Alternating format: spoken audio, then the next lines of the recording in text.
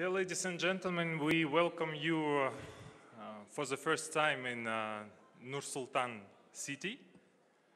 We cannot say the former Astana because the word Astana in Kazakh means capital, so welcome to Astana Nur-Sultan. We are very proud to have these high-level sessions for May 16 and 17. My name is Maksat Kurbenov. I'm Managing Director of the International Strategy Partners Group, and together with my colleagues and the Reinventing Bretton Woods Committee, we are happy to host these high-level meetings. We're going to start with trade wars. We're going to discuss the global economy as well as regional cooperation. And as the connectivity issue for Central Asia is becoming more and more important, not only as a connection between Europe and Asia, but also the internal connectivity with Central Asia countries.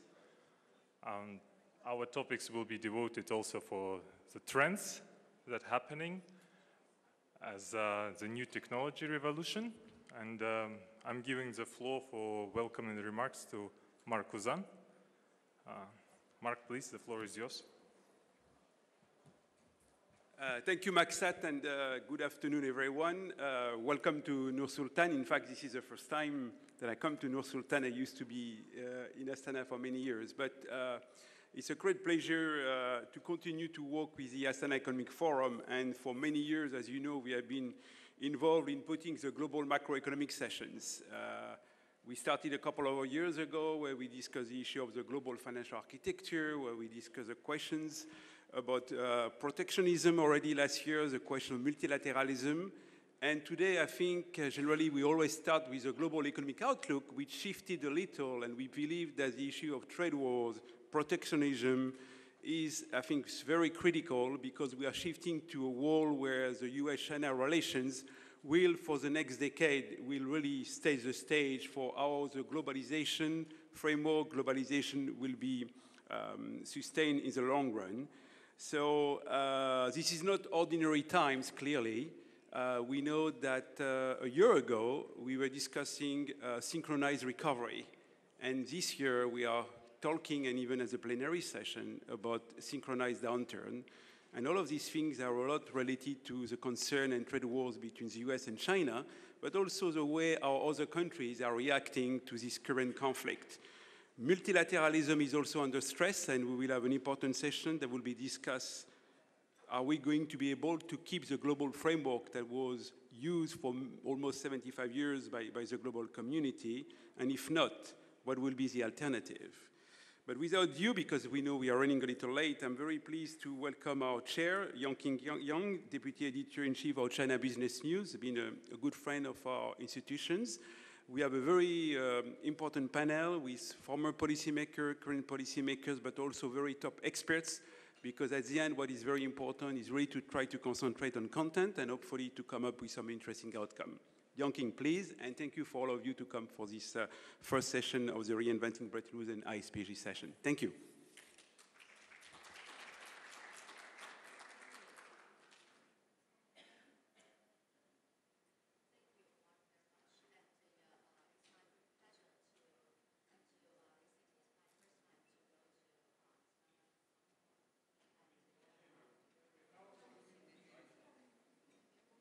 Can you hear me? Yeah, great. Thank you. Thank you very much. It's my great pleasure to come to AEF. It's my first time to come here, and it's a great pleasure for me to moderate this very important topic on the trade wars and the emergence of the new economic curtain for the global economy. Actually, yesterday I was at another panel in China, and Mr. Long Yongtu, maybe some of you know, I think our panel knew him very well. He is the former chief negotiator who successfully pushed and negotiated China into WTO some 20 years ago. He said yesterday that in a very much frustration that it has never been so bad for today's state of the international trade and multilateralism since the Second World War. And I think many of us can't agree with him more. Just today, the United States President and also the Department of Commerce just declared a kind of war towards Huawei to actually ban the Huawei to buy semiconductor from United States and also export these products into the United States. And 2 weeks ago, we know that the trade war between China and the United States escalated quite a lot, and the whole market has been roiled.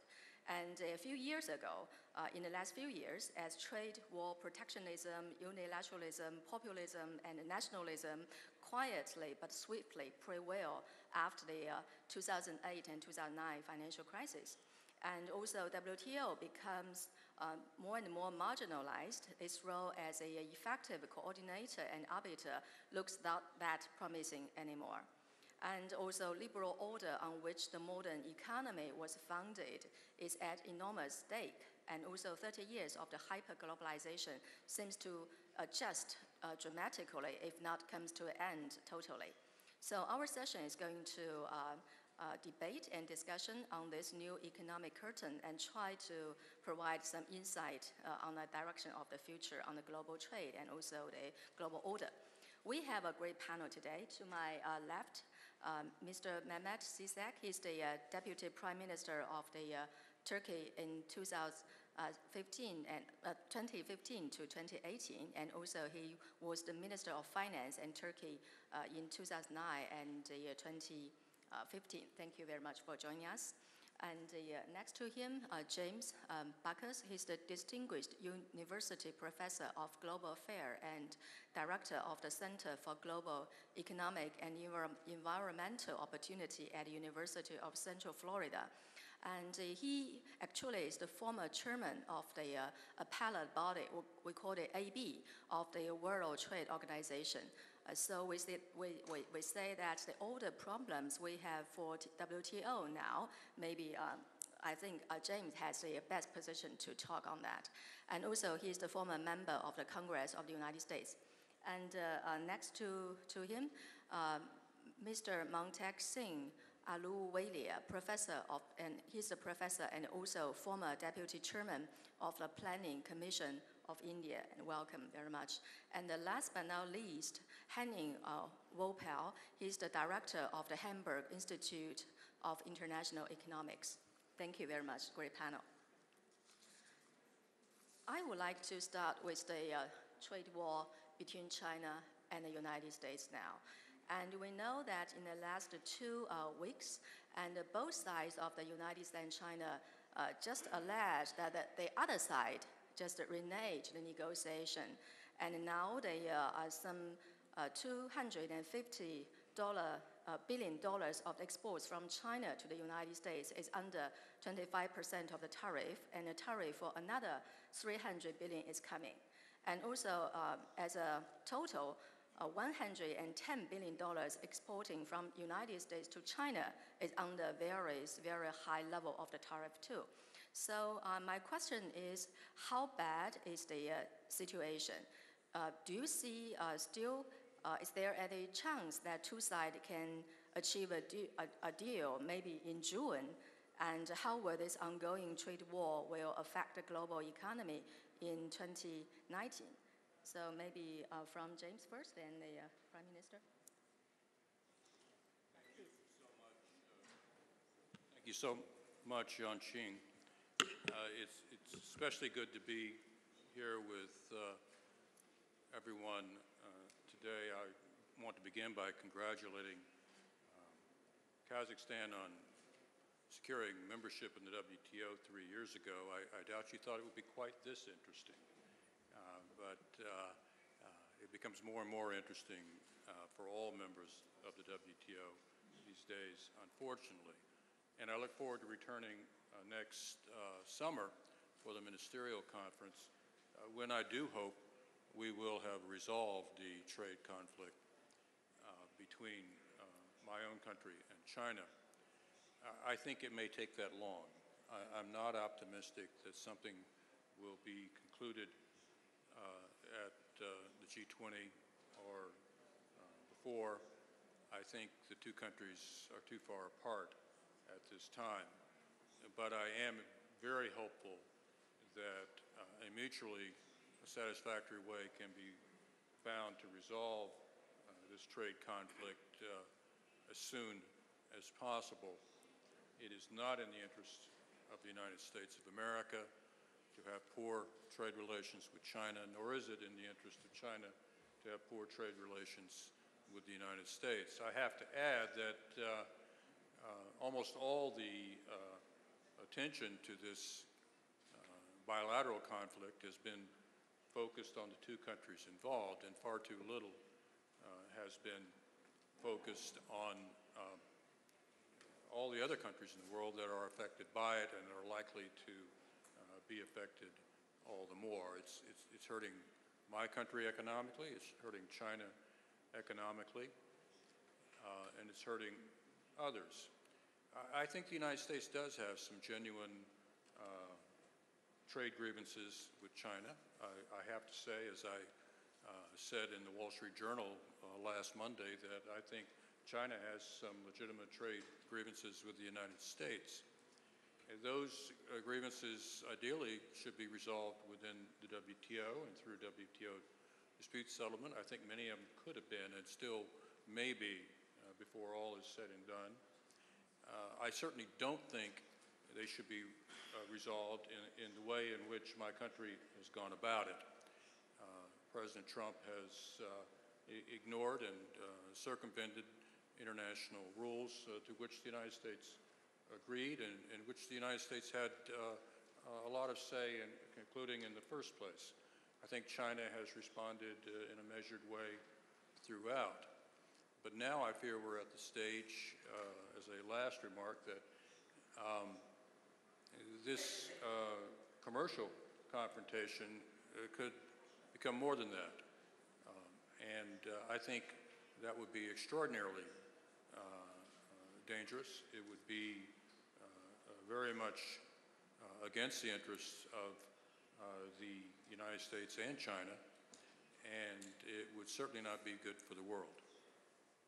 Yeah, thank you, James. And according to the estimated projection from the IMF, if a full-blown trade war between China and United States finally comes up, then it will bite 1.5% of the GDP in China and maybe 0.9% of GDP in the United States, and also there is impact on the other of the countries. So it's a real big impact. So, Prime Minister, do you agree with the projection of the International Monetary Fund, or maybe you have some other projections?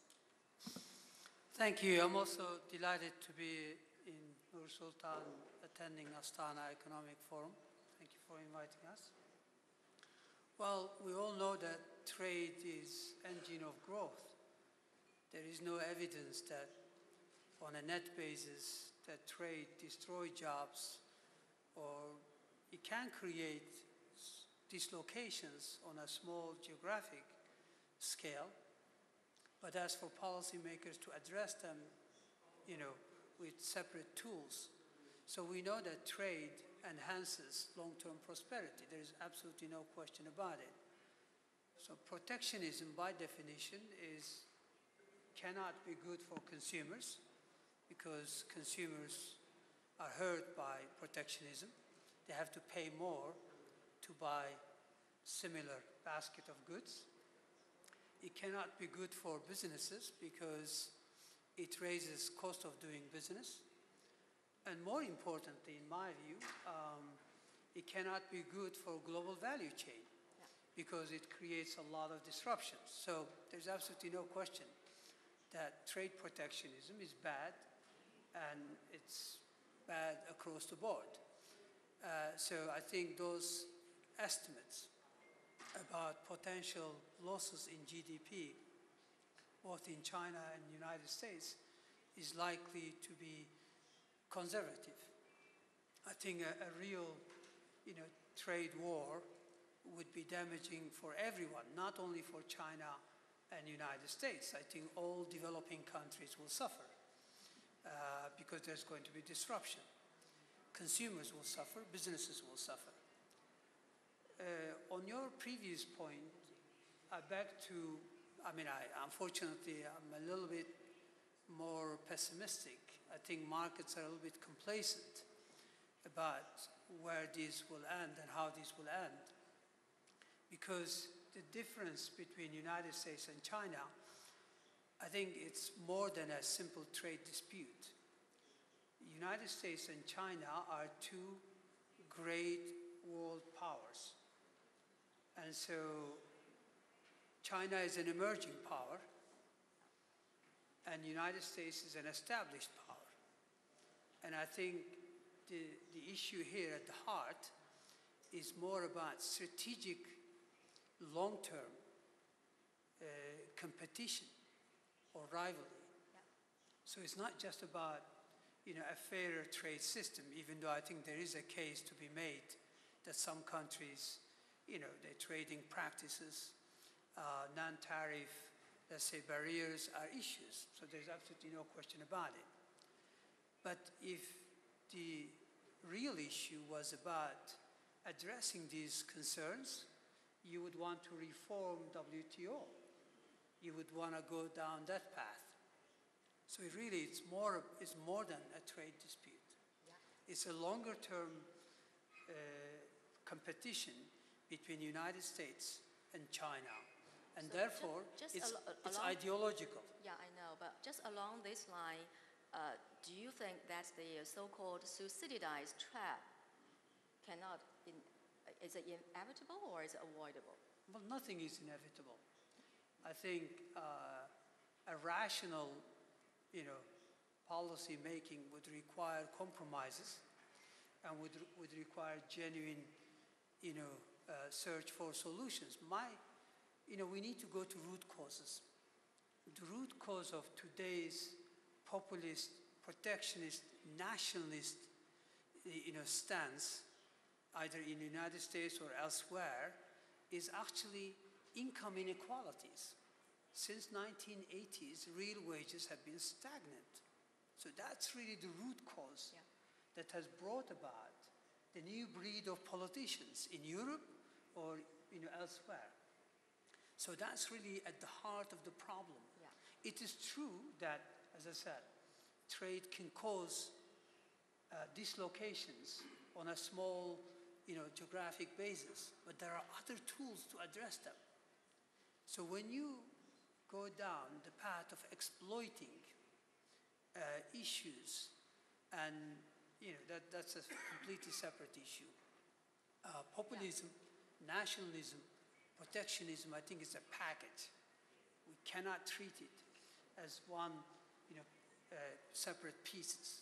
And when you look at the picture from that perspective, it is hard to overcome the current dispute, even if there is a short-term solution, even if we can avoid these additional tariffs, even if we have a short-term, as I said, fix to the problem. I think longer-term, because of strategic competition for ultimate supremacy, ideological differences, and the root causes that has brought about the current,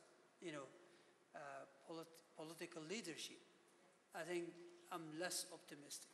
Yeah, I think I share this pessimism on the inequality that has been arising for many decades, but it has been just covered by the not that bad economic growth before the financial crisis. But after the financial crisis, because potential growth of the whole world and the big countries or emerging countries just quite declined a little bit and cannot return back to the level before the financial crisis, then the inequality just emerged up and shows very clearly and very fiercely to everyone. And also China and United States is a kind of rival. It's very difficult to solve. So James, same question to you very briefly. Do you subsidize trap between China and United States is avoidable or not? First, that's a profound question. I agree with much that's just been said. I am someone who believes in free will and not determinism. I believe we make our own future. So nothing is inevitable. And I think we need to look closely at what actually happened in the Peloponnesian War when we talk about the Thucydides trap. For those who haven't been rereading Thucydides lately, he has a famous account of the Peloponnesian War between Sparta and Athens, back about 2,500 years ago.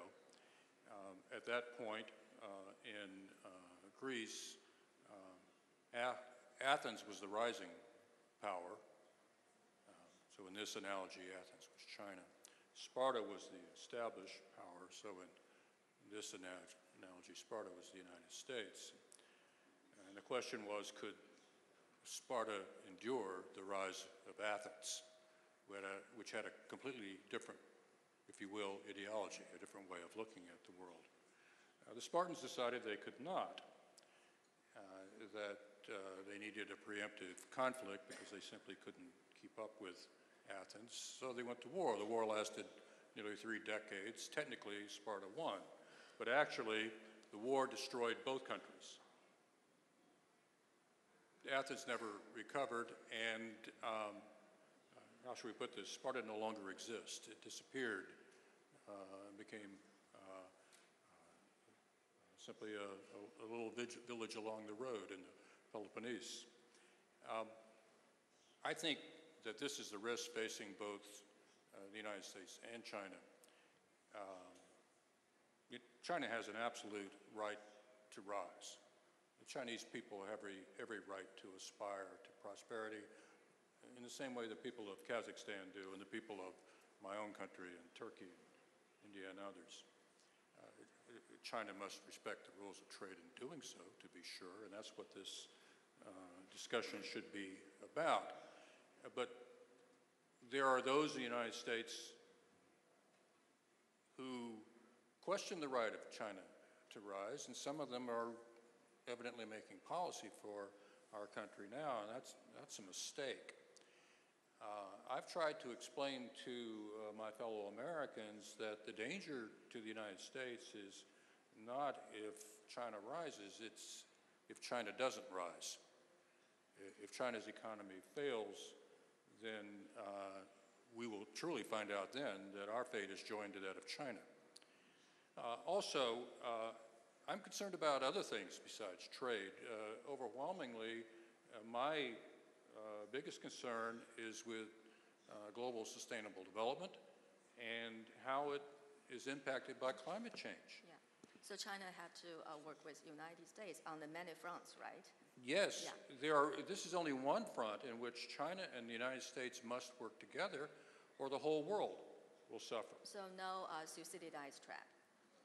Yes, so we have to overcome the Yeah. Thucydides trap, and for the record, historically, it has been done on several occasions. Yeah, we have to. Most recently between the United Kingdom and the United States. Yeah, thank you. And Montag, Professor, what is your view on that? You know United States very well, and you know China very well. And between this kind of trade war, you as a third party have a very good observation on that. So what is your comment on the Thucydides trap issue and also the trade disputes issue? Okay, well, first, great to be here. This is my first opportunity to participate in the Astana Economic Forum, so I thank all the guys who invited me. You know, I'd like to step back a little. I mean, this discussion seems to be focused on the US-China, which is clearly the main news, and it's a driver for a lot of things that will happen. But I think it's important to step back a little to realize that the problems with the WTO, which the developed countries had, predates the US-China conflict. I mean, President Trump is a colorful character, and he has shown a delightful excitement about actually destroying the WTO, which is bound to get headlines. But let's be clear, if you look at it from the developing country perspective, it is not the case that everything was hunky-dory until President Trump got elected. In fact, if you were to take a vote amongst the developing countries, their biggest disappointment is that what was called the Doha Development Round sort of disappeared, and kind of died in Nairobi in 2015 and just wasn't given a decent burial because not everybody was agreed to accept that it was dead. And the entire trade diplomacy of the developing world had focused on the Doha Development Round, okay? So, I mean, there were clearly, on the side of developed countries, there were lots of unhappinesses about the way the system was working. Even the problems about the dispute resolution mechanism, which is, again, very much on the front line. This started before Trump, because the US did not appoint a member on the appellate board, which was theirs to appoint. So there were problems. So I think we have, I mean, I have no doubt, by the way, that the US-China confrontation could trigger a lot of extremely negative developments. And it's in everybody's interest, including China and the US, that somehow this be avoided. I mean, you've seen the imposition of tariffs in the last few days, the impact on stock markets of something that will impact a few $1 billion of trade has impacted many times that much more in terms of stock market values. And that's because of uncertainty. I mean, stock markets try to look ahead, and they're not sure. Is this going to be the start of a trade war, in which case things will really collapse, and some people will bet on that? Or is it just a little skirmish which we're going to sort out? Or let's hope it's a skirmish that you're going to sort out. But you know, you have to step back and say that on the US side, it's not just China. They are actually taking a position which I think most macroeconomists would disagree with, that if you have a trade deficit, that's a trade problem. I mean, this is just on elementary macroeconomics wrong, and 95% of the people around the world who subscribe to that view have kind of learned it from American textbooks. So they're a little bit puzzled that official policy is proceeding down a road which everything that US universities have been teaching is actually incorrect. So what they're hoping is somehow, I mean, there are enough people in the US saying this, so they're just hoping that somehow this will seep into the administration and calm that down. So let's step back and say, well, if that's not the problem, or if that problem will be resolved, what are the other problems? Now, I think there, you have one set of problems which is simply that the developing countries would want to know that is what was promised to them in the Doha Development Round, which actually meant a decent deal on agriculture. I mean, are they supposed to forget about it completely and not waste any intellectual or diplomatic energy on that? Or is some kind of a compromise possible, that some good things that were due there happen? You know, you have to remember that negotiations take place between expert negotiators. So everybody in the developing world who's gone back and told their governments that, oh, we've made a lot of progress in this area, it's very difficult for them to go back and say, oh, by the way, no one's interested in this anymore, and the entire focus of negotiations has changed. Now, the change is actually important, because what the US is now concerned about are not irrelevant things. I mean, they're concerned about non-transparent subsidies, which is dominantly directed at China, because I think when the US welcomed China into the WTO in 2001, and China would not have got in if the US didn't want it, there was some presumption that the Chinese system would change over time and become much more like other systems, less autocratic, less centralized, more transparent. That has not happened. Not only has it not happened, but the current theology in China is that it's not necessary for it to happen. In other words, the old belief that you can only prosper if you follow that route. This is what I think Paul Romer mentioned something about, you know, the assumption that big government would disappear. China legitimately puts itself forward as the most successful nation in the last 20 years, which has increased the role of big government. So that's one question. How do you handle non-transparency? Then there's the issue of intellectual property. Okay, now, the US has complaints about how China handles intellectual property. We don't really have a set of rules that would cover this properly. I mean, technically, China subscribes to whatever is agreed on intellectual property, but the use of investment conditions in order to force sharing of intellectual property is a new dimension, okay? So that's something that needs to be looked at. And then you've got a completely new thing, which is the rise of digital economy, digital trade. What are the rules governing it, localization, etc. Now, in this area, it's not just US versus China. I mean, the Europeans have a different view. Japan is probably closer to the European view.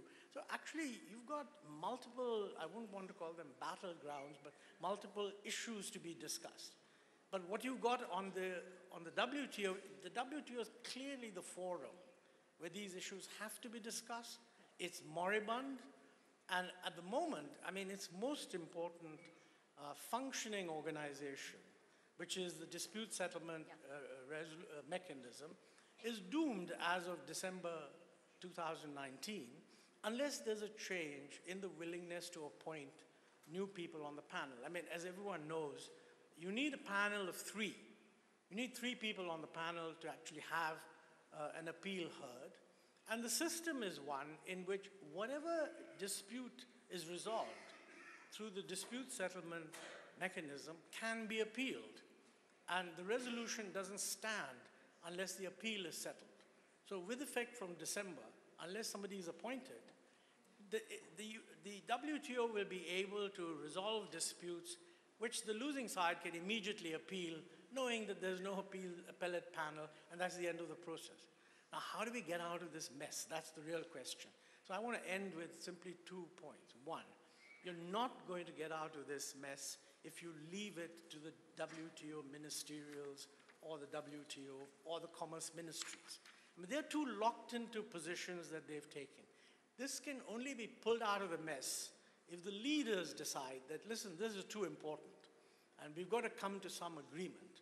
And each of those leaders has to distance themselves from the advice they've been getting from their trade negotiators and their commerce ministers, which the only forum where this can be done is the G20. Now, they're going to meet in Saudi Arabia. It's too early. The next G20 meeting is in Japan. Now, Japan is, amongst the developed countries, has the least confrontational position vis-a-vis everybody, and has a huge interest in making the Tokyo Forum a forum where all these top leaders can somehow pull this, the WTO out from what at the present looks like an unstoppable downward slide.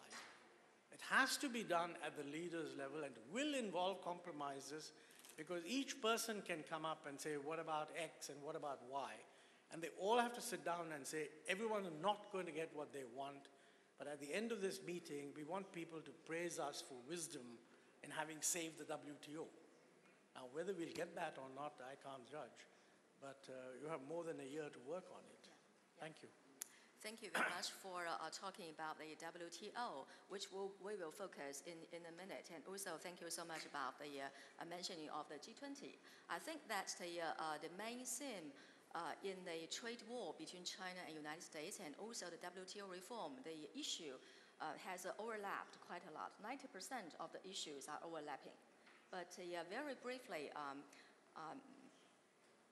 Montek, very quickly, a question for you. Do you agree that China is still a developing country and should have some special and differentiated treatment together with India or not? Well, that's again one of the issues of controversy. Everybody is developing, but I think the question you're really asking is, under the WTO, special and differential treatment is accorded to everybody who calls themselves a developing country. And India calls ourselves we of course call it, but too. nobody actually doubts we're not the least developed, but nobody calls us developed yet. China is a different ballgame. It does strike me, however, I mean, this is my individual view, I don't know what my government's view is. It doesn't make sense to have a permanent classification based on self-declaration. Yeah. So, but to my mind, that's very easily solved by simply agreeing that you can have, instead of, you can have a transition category. Yeah, and you can say, graduation. and when you cross this per capita income level, you're on a transition path, and when you cross that per capita income, you're fully equal to everybody else. Yeah, I think it's workable. And I should say, by the way, that no developing country at the moment is willing to accept this. This is why, unless the leaders get up and say, look, this is part of a package, it's not going to happen. yeah.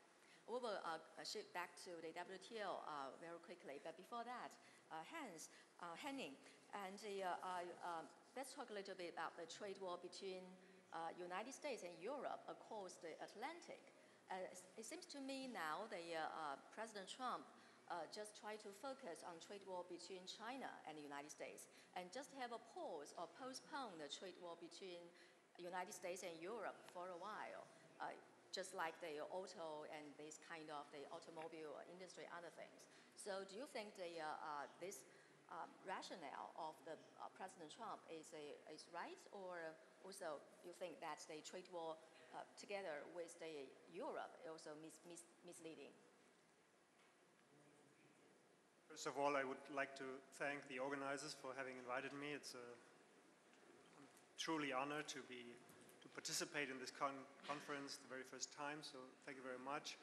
I'm just coming from Italy, where from a conference dealing with pretty much the same topics as here, and it took place in the region around Milan, and they are really concerned about how to respond to an increasingly fragmented world. So you mentioned the relation between the US and Europe, and I think it's fundamental. It's of great importance of how we can resolve the trade tensions and the trade conflict, or the trade war even. But let me say first that I think it is very important to understand that the global economy is on a very fundamental transition from the current equilibrium to a new one, and this is due to a coincidence of two factors. The first one is a backlash against globalization that is due to the inequality, the growing inequality that has been mentioned before, and to my view there is a worsening trade-off between the gains from trade and a growing inequality, right? So there are marginal costs of a tighter globalization, a tighter integration on such a level of globalization we already reached, and the marginal benefits are going to decrease, right? So the marginal benefit or the marginal welfare deployed by a tighter integration is decreasing. So not surprisingly, there's a worsening trade-off between inequality and gains from trade, and that's why I think there's kind of a backlash against globalization. That is argument number one. And the second one is that there's obviously a geopolitical shift in power, and that means that a positive sum game turns into a zero-sum game, right? And such a game is by nature or by principle a non-cooperative game. So to my assessment, the fundamental transition we currently witness will last for years, if not for decades, because it's on negotiating, on bargaining new rules, new institutions, because old institutions, existing institutions have proved not to be able to resolve problems and conflicts. So to my assessment, there's no easy way out. I expect populism as well as nationalism and protectionism to last for many years. Then what is the end game? Pardon? I didn't get it. What would be the end game for the end The of end game, populism? I think, well, we all know very well that there is no winner of a trade war, right? So I expect that neither the US nor China will dominate the future global economy. I think the future global order will be characterized by two blocks, or three blocks, or multiple blocks, I don't know, but it is not, I do not expect that it's dominated so that the US will be replaced by China. I don't expect that, because China is to my assessment, a too closed economy in order to dominate a global economy. I don't expect that. Yeah, so multipolar maybe in a new way. Let's shift back to the WTO reform, which seems to me so important. but quite some people are pessimistic towards the future of the WTO. They think the WTO might have been very much marginalized, and maybe we should focus on the new round of the trade rules like CPTPP and like USMCA, which has quite some different dealing with the old problems of the WTO. So first question to James, because you are the founder of the AB of the WTO and you have a very strong affection towards the WTO. But if we say that WTO is dead, are you sad or you think this may be possible? First of all, let me say I agreed with everything my colleague to my left said earlier about the WTO, so I won't repeat any of that. I think in the discussions about WTO reform, there's a false dichotomy. There are those who are saying quite rightly, oh, wait a minute, we didn't finish the Doha round. What about all those issues? Those should be our focus. And then there are others who are saying, but here we have all these issues in the 21st century that were not dealt with when we concluded the WTO treaty in the 20th century. Yeah. We should focus on those issues. The answer is we should focus on both. And in focusing on both, as a former trade negotiator, I can tell you there is the makings of a deal. Because every country has to get something that it can go home and say, we got something. And the more that is on the agenda, the better. Agriculture is a great example. I've been fighting against agricultural subsidies since my days in the Congress of the United States. I was, for the first and for a long time, the only member of the Florida delegation to oppose sugar subsidies, which are the worst of all our agricultural subsidies in the United States. Developing countries have a right to the exercise of their comparative advantage in agriculture, and they've been denied that by subsidies imposed by the United States, even more by Europe, and now by China and some other countries. We should eliminate those subsidies. And we're not close to doing so, even though we thought we had set up the opportunity to do so in the Uruguay round when we created the WTO. And there are other issues that are rightly of great concern to developing countries as well, in terms of market access and more. At the same time, we do live in the 21st century.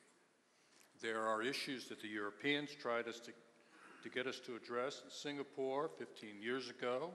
The United States vetoed it. I'm sorry, James. I think that the issue of the WTO it possibly is a survival issue because at the end of this year, the appellate body will stop functioning if we cannot solve the problem.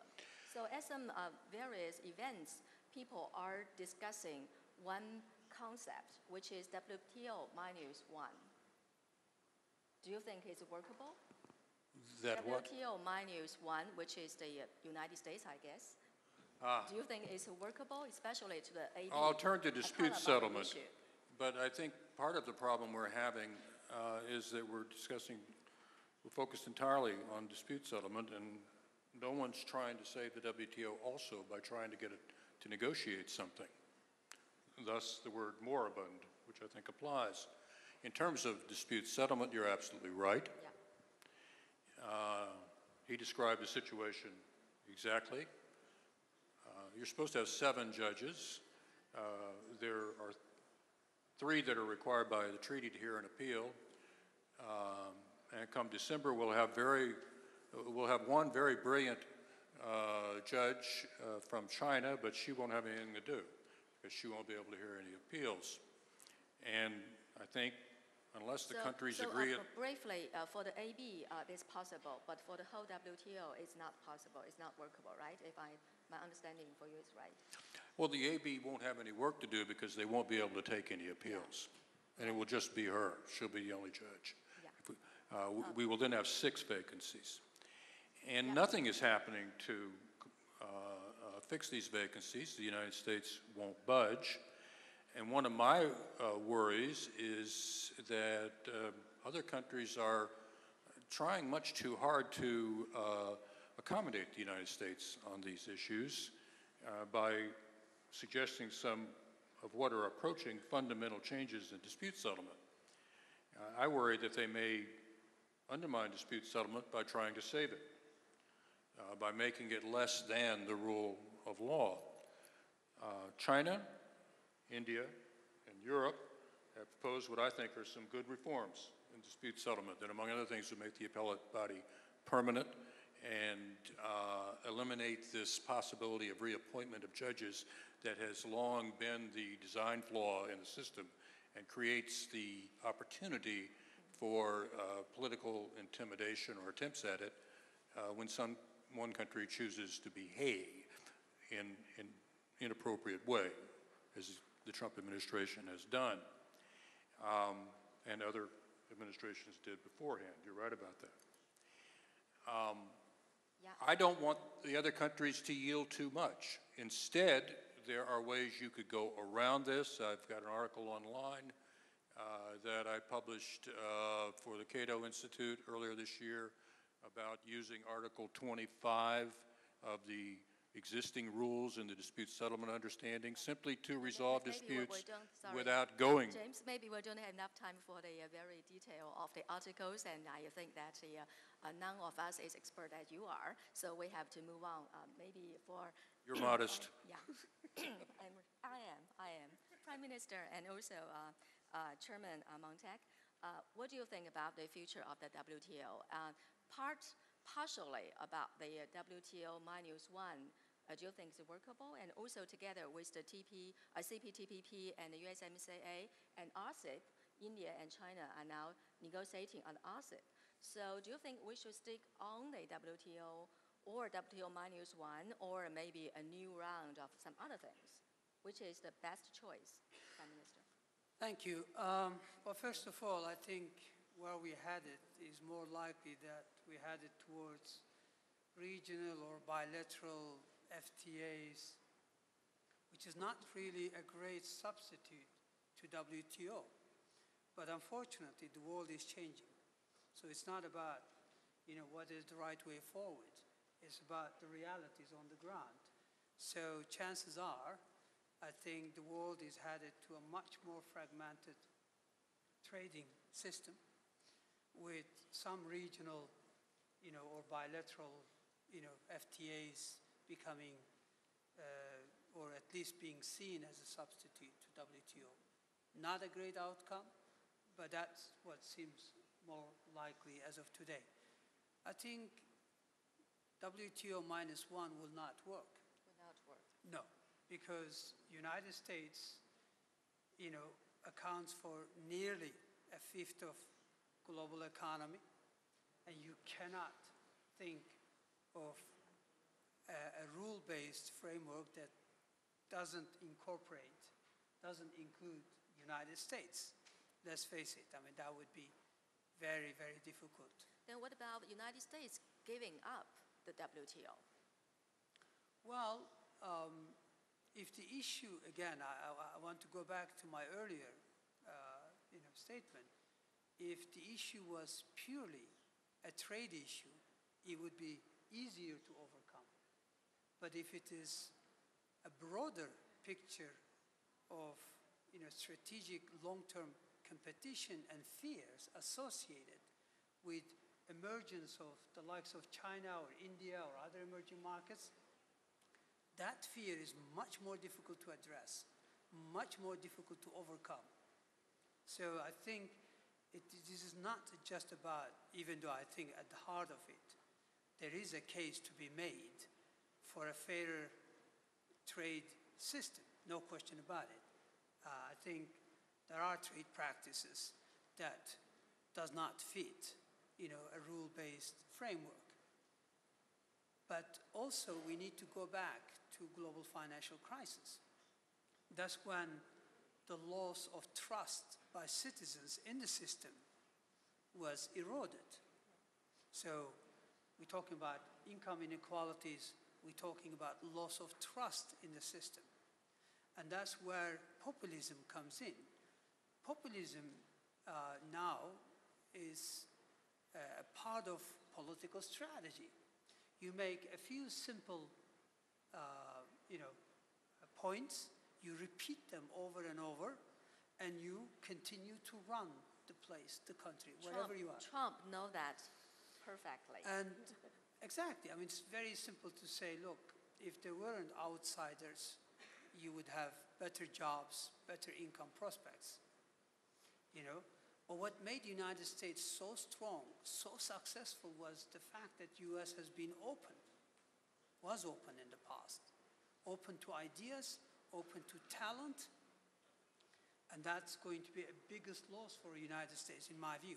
United States is successful because it has deep capital markets, it has flexible labor markets, it has quality institutions, but much more importantly, it has been open to talent. If you look at Fortune 500 companies, 40% of them are actually set up by immigrants. So If you look at startups, if you look at startups with value of $1 billion and more, unicorns, nearly half of them are set up by immigrants. But today, immigrants are seen or are presented as a liability, as a threat. So really, this is not just about a simple trade dispute. It's a broader problem, and that's why you're not going to get WTO issues addressed. That's why, sadly, we're more likely headed towards a more fragmented structures. So we have to put lots of things on the same table to handle them very difficultly. So I think we will open the floor very quickly before maybe Montek and also Henning very quickly on the WTO -1. Do you think it's workable? Yeah, James, very quickly. Yes, very quickly. First of all, I wish you were an American and advising our president. Who knows whether he would listen. Just a legal point. I would not be surprised if one day we woke up in the morning and found a tweet from the president saying that the United States is withdrawing from the WTO. But my own view legally is that under our law, domestically in the United States, it's difficult. The president does not have the singular authority to withdraw the United States from the World Trade Organization. I think he would have to have the approval of the Congress. I don't think Congress would give him that approval, either Republicans or Democrats. Yeah, so legally, the United States cannot leave, cannot give up the WTO. But in essence, and in practice, in action, and in reality, the United States is stopping the reform of the WTO. I'm not sure if I'm right. Montek, what is your view on that? This issue of WTO without the US, I think it's been flagged by Pascal Lamy. He's a former DG. Yeah, actually, that is his WTO. concept of the WTO -1. Lots of speeches where he has said that, look, ideally, we need a reformed WTO with the US, but then there should be a plan B in case President Trump wants to take the US out. But as pointed out, it's not that simple. I don't think that the US would actually logically want to exit the WTO because under the present consensus rule, not only that, but I mean, given the WTO consensus rule, the United States could single-handedly, just like Congo or Rwanda or anybody could prevent any forward movement. So if the name of the game is to prevent the WTO from doing the one thing that it does, which is resolve disputes, that can be taken care of by simply not appointing judges. And then you stay in the WTO, preventing any change whatsoever. So I just don't think it makes sense from the US' own point of view to leave, apart from the economic suicide issue. That's why I feel that somehow it should be possible to bring about a consensus. One issue here, by the way, is very relevant. The WTO operates by consensus. So Except, no other organization does, except the Security Council, where there are too many vetoes. So a consensus really means that, you know, everybody has a veto. So you mean the pluralism is the solution for the future of the WTO instead Yeah, I of think the if you're consensus anymore? no government, and certainly no, you know, developing countries constantly say that we must protect the rule of consensus, okay? But what the rule of consensus does is every single one has a veto. Yeah. I'm not sure as an economist that that makes a lot of sense. No. Now, if you were to say, I'm not suggesting that I mean, for example, supposing you were to say that, look, if countries with 85% of the world trade want to change, So maybe a should you negative, not be able to do it? So maybe negative consensus should be shifted into the positive consensus. Would be a little bit better, James? Yes or no? Very quickly. I think there are ways under the current WTO treaty to do just exactly what he suggested, as I'm sure he realizes, which is the way forward. And we've done this with the Information Technology Agreement, Government Procurement Agreement, and others. And that is for some, but not all WTO members to agree to proceed on some treaty plus additional obligations, and then allow other countries to join when they choose to do so. This is permitted under the current treaty, and I've been a broken record for years saying that I would prefer that we do things that I even support, such as the TPP, the Trans-Pacific Partnership, and a European agreement, which I also support, within the WTO, and then let other countries join when they choose so that we could advance multilateralism and not give up on it. Yeah, I'm sorry to interrupt you, Montek. So, I mean, just maybe we can change some ways of the negotiation in the United States. Positive consensus will be a little better, and pluralism will be a little better. So, do you agree with me? Well, all I'm saying is that there's room to depart from what you call consensus and what I call everybody has a veto. I mean, if you say all for consensus, it sort of sounds good. If you say everybody has a veto, a lot of people will say, well, I'm not sure about that. Yeah. So I think we need to explore it. But the place to explore it is the G20. You know, the G20 has 80% plus of the world trade. But as of now, even if the G20 were to agree, including President Trump, it wouldn't go through the WTO if any of the others didn't agree. That's not a very sensible way of running. You see, in the old days, when the US was undisputed hegemon, everybody amongst the developed countries went along, and the developed countries were told, listen, we're not imposing any obligation on you, so they also went along. The system worked. Now you've got people genuinely looking at their interests, and to say everybody has a veto is a recipe for non-functioning. But only, this has to be raised at the very top. It's never going to come out of any meeting of ministers. It's impossible. Yeah, thank you. Penny, yeah, very quickly. Yeah, I would like to add one argument. I think it's very important to preserve or to maintain a minimum set of common rules. That's for sure. Mm-hmm. But I think the shift in power is inevitable. So we have to allow the WTO to adjust for that. It's an illusion to think that we can have a fully rule-based framework. I think it will be a mixture of a power and rule-based system, and I think it's the smartest strategy to allow for both. Once to maintain a common set of rules, but besides this also to allow institutions and rules to adjust according to the shift in geopolitical power. Yeah, thank you very much. I think now it's time for us to open the floor to receive questions from you. If you have some questions. You are still thinking on that? Yeah, yes, please, the gentleman. Microphone. I can shout. Okay, please, yes, please. Please identify who you are.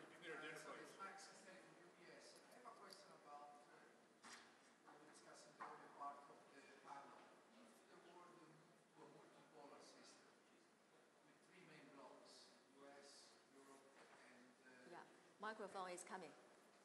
And China. What's your view about that? First of all, do you think that this is a possible scenario to any of the panelists? And what would be the implication for the global economy as a whole in terms of growth and in terms of the future? I'm in favor of the rule of law and not the rule of power.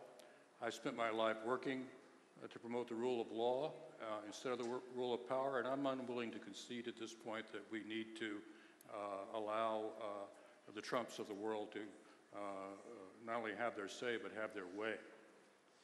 I refuse. So as you can imagine, I support the current system. I'm in favor of improving it, as China, India, and Europe, and Canada and a few others have suggested. Some good improvements. No system is ever perfect. It can always be improved. But a lot of these proposals would undermine the rule of law. I'm opposed to blocks and to accepting the inevitability of trading blocks. A political projection is one thing, but that should not be a matter of policy. In terms of panels, the dispute settlement system has succeeded. The appellate body has succeeded because although the members of the appellate body are from 7 different countries, they do not represent their countries. They represent the entire system of 165 countries. I've ruled on a number of occasions, both for and against the United States when I was there. And I think that has added to the credibility of the system. If you end up looking at it in a different way, or if you end up carving up the system, then that's a road to decline, and it's a road back to not partial acknowledgement of the rule of power, but to the entirety of the rule of power. And that's exactly what President Trump and my friend Bob Lighthizer want. They want the rule of power, not the rule of law. Yeah, thank you. More questions? Okay, so I will follow the line of this a multipolar way of thinking, but I may reframe into a new concept, a new question. When we talk about the digital trade today, we know that WTO is now have a new round of negotiation, and some 60 countries, including China, are involved in, and we are in the process of the negotiation today. It seems to me it will take years to come up, if not decades, to come up with a kind of consensus to have the digital trade agreement. But before that, it seems to me that a kind of technology, Iron Curtain, is emerging. And today, at the beginning of our session, I mentioned that the United States now has a new ban on the Huawei. So actually, in reality, Huawei cannot have business with the United States today. Its product cannot go into the United States, and also the semiconductor in the United States cannot be sold to Huawei at all. And Huawei is on the entity list. So it's kind of United States, China, then it's kind of Iron Curtain there. And also to the digital flowing from China, Europe, and the United States. And the system, the rules, current rules are totally different. For the United States, free coming in and free out. And for China, not that free coming in, not that free out. And for the Europe, under GDPR, you can flowing out, but coming in is okay. So it seems that 3 systems now is going on, and China and United States kind of Iron Curtain. How are you worried about this situation down the road? Will we have a real fragmented technology, multipolar, it's a negative multipolar down the road, which will harm the growth of the whole world and also the technology and innovation? Prime Minister, maybe first. Thank you. I think, again, we can't really narrow it down. I mean, we can talk about very specific issues, but I think it's a broader picture of protectionism. And chances are there's going to be growing resentment and anger over the next decade or so towards digital oligopolies or monopolies. For one thing, I know that there's a huge debate on how to tax them, for example, at G20 level. Because the old tax system, where you get taxed based on where you are, your headquarters are located, where you're set up, no longer applies to these digital conglomerates. massive, the likes of Google's and others. So clearly, one major issue is a fairer tax system, for example, beyond the hardware, beyond access to the markets. Other issue, abuse of power, data. Data is this century's oil or gold, whatever you call it. And clearly we've seen, and right now, in particular within the context of European elections, there's huge worries as to whether, some of these digital platforms, data that is gathered from them, will be used to influence the outcome of these elections. There's still a major debate on how that affected the US election. So my point is, this is actually quite complicated issue when it comes to digital, companies beyond hardware. I think, whether you're talking about taxation, whether you're talking about use or abuse of data, those are really, really going to be defining issues going forward. And there are also very divergent views here. Clearly, some countries would like to maintain the status quo, which is not sustainable, while others want a fairer system. And so again, that brings us to the core debate. The world is made of nation states, but we are so financially and economically integrated that nation state, without a rule-based framework, whether that's WTO, whether it's IMF, World Bank, UN Security Council, global governance needs enhancement, needs improvement. We are in a completely different century, and there are fundamental, forces that require change and improvement. The problem is, because of divergence of interest, divergent interest, it's very hard to bring that about.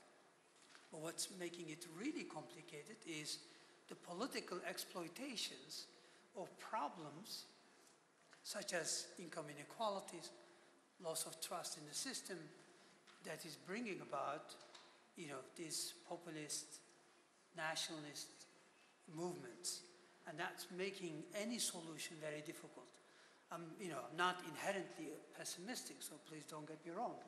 I'm actually multilateralist. I believe in rule-based liberal framework because it served the world well. In India, in Turkey, in China, billions of people were lifted out of poverty. They got good education, healthcare services. So no question that this system of rule-based system served us well. We should preserve it, we should reform it, we should enhance it. But I wish I was optimistic that that's where we're headed. Yeah, understand. So James, very quickly on digital trade. Are you optimistic? Just a few points. Our current global economy is increasingly an information economy. If we're going to have economic freedom, if we're going to have other kinds of freedom in the world, we need a free flow of information. So I'm glad that the WTO is, however haltingly, at least beginning now to talk about these issues. There are many dimensions to them. On privacy, which I think is important, I'm inclined to agree with Europe. On the competition issue, I've long been in favor of having competition rules in the WTO, and I think this is one very good example of why we need them. I'll add, in my own country, my own party is talking about enforcing the antitrust laws, the competition laws once again, including against a lot of these huge technology companies, and I'm very much in favor of that. Last point on Huawei. I have not yet studied what the United States has done thoroughly, but I think it could raise some issues in the WTO as to possible violations of the WTO rules. And here, whether, if they care, the United States is acting legally. By the way, United States used the national security. That was what I was about to say. Yeah. It could violate some rules. The legal question would be whether the United States as an excuse for those violations under the WTO treaty because of national security concerns. And here the United States would have to demonstrate that before the WTO dispute settlement system, if it could, and if it bothered to do so. I don't know whether it could do so. The United States government says it has evidence. No one has seen it. But this is in contrast, say, to the autos issue, in which the notion that importing an automobile from Europe into the United States is a national security risk is simply ludicrous. Yeah, yeah, thank you. Mohamed, yeah, please. Yeah, well, one thing about automobiles, but importing steel from Canada was also declared to be a security risk, so that's gone too far. However, That's equally ludicrous. yeah, even more. I think one thing I want to say that, you know, it may look like offering a solution that the world is divided into 3 blocks. That's a disaster. Because I think you have to understand, what does it mean if the US and Europe and China were to set up a block? And there's, well, we would not, we're opposed to blocks. But I'm pretty sure that, for example, if the definition of a block is that, look, if you join the block, within that block you will have preferential trade, but with everyone else you will have disadvantaged trade. I mean, whichever block somebody joins, I'm not sure they're happy with being discriminated against in the other 2. And my guess is China would be the loser in this, because China's very big trade position is based on adding value to a lot of imports. Now, whether the purpose is to, as it were, set back China is another matter, but you're losing a very competitive producer. So actually, the notion that blocks is any kind of a solution should be just comprehensively rejected. You need to work on what you've got, and then you do have to worry about these new things. I mean, for example, while the US to regard import of automobiles from Europe, or even more absurdly, steel from Canada to be a security threat is one thing. But cybersecurity, I mean, I don't know, but there's a huge set of question marks. The solution is, let's devise some rules that everybody can agree upon, and that's not going to happen quickly. And in the first instance, the problem with rules is a lot of protectionism hides behind rules. So you need a lot of discussion. You need people to recognize that, look, this so-called rule is really only meant to protect your own guys. You're seeing that today in the discussions on the digital economy. You know, the rest of the US's official position is, please don't do anything to Google and Facebook and Amazon. But in the US Senate, Elizabeth Warren wants to break them up. So it's not as if the threats that these individual companies pose, I think Paul Romer mentioned that, firms can become too big to even regulate. It's bad enough within a country, how do you handle it externally? The sad thing is that if you don't first save the WTO, you won't even have a forum to discuss these issues. That's why I was saying earlier that let's first get this done. And this may take, look, the Doha round hasn't even been completed and was started in 2001. So it wouldn't surprise me if it takes 10 years to work out rules on the new digital information technology. But at least we're heading in the right direction. Blocks is absolutely no solution. Yeah, thank you so much. It's obvious that we cannot solve the problem of the trade war and also the reform of the WTO in over an hour, so we have to wrap up, and our colleagues are standing there. So then let us wrap up very quickly. Because the Kazakhstan will be planning the WTO ministerial meeting in 2020, a leadership role is required. So maybe I would like to the panel to wrap up. Just to tell us what kind of the agenda Kazakhstan should and could push forward in the 2020 WTO ministerial meeting. Just name one. There's no need for elaboration. From Han, please.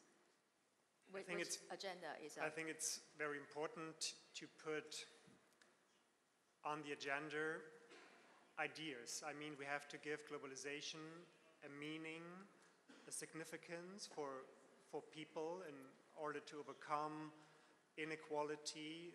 That I think it's crucial because, well, Trumpism is nothing but rejection of globalism, the idea of global markets benefiting all the people, right? And that is not the case.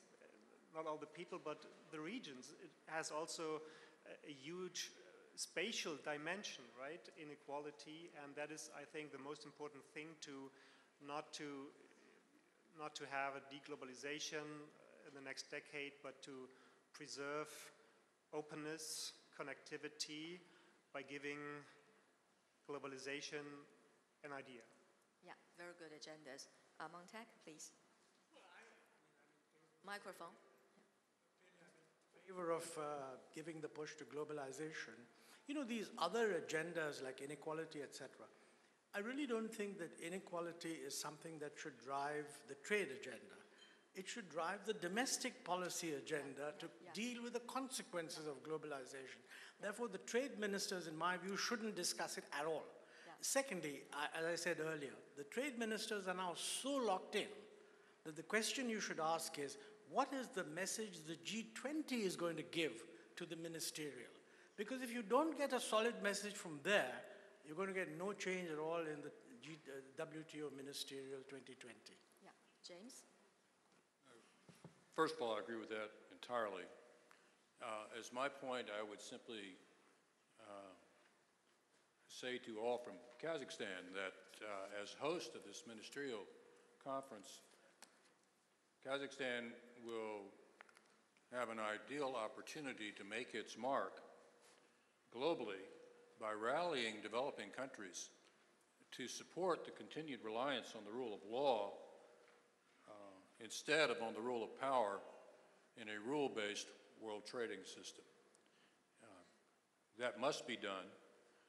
If we move from the rule of law to the rule of power, then it will be the developing countries in the world that will suffer the most as a result, as developed countries once again bully them around for their own ends. Yeah, thank you, Prime Minister. Any word? I think one maybe useful agenda item could be the importance of preserving global value chains for everybody. Yeah, global value chain. Yeah, Yes, good so point. that could be a topic. The whole trade tensions, disputes, talks of trade wars, unfortunately, is hurting prospects of investments. Investments have been sluggish globally. Investments have been weak. And weak or sluggish investments also imply low future productivity. And lack of productivity means we're not going to get prosper. And that has to be the simplest message for both the United States and all, China and all parties. Thank you. Thank you very much. So we're looking forward for a very fruitful discussion in the G20 in Japan this year in June, and also 2020 in the Kazakhstan WTO ministerial meeting. And thank you so much for the panel's great input, insight, and also thank you so much for joining with us. Please join me with a broadcast. Thank you.